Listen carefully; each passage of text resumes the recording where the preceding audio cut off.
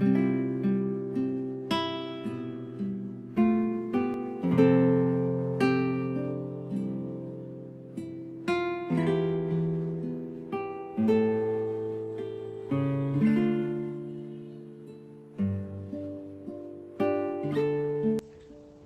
mabuting balita ng Panginoon ayon kay San Marcos.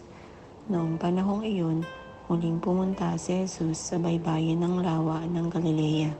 Sinundan siya ng napakaraming tao at sila'y tinuruan niya. Nagpatuloy siya sa paglakad at nakita niya si Levi na anak ni Alfeo, nakaupo sa paningilan ng buwis. Sinabi sa kanya ni Jesus, "Sumunod ka sa akin."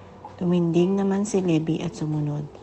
Nang si Jesus at ang kanyang mga alagad ay kumakain sa bahay ni Levi, nakisalo sa kanila ang maraming publikano at mga makasalanang sumunod sa kanya.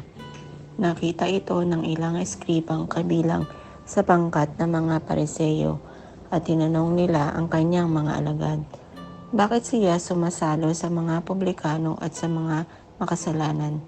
Narinig ito ni Jesus. At siya ay sumagot, "Hindi nangangailangan ng manggagamot ang walang sakit, kundi ang may sakit.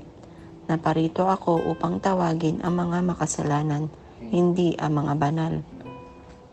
Ang mabuting balita ng Panginoon.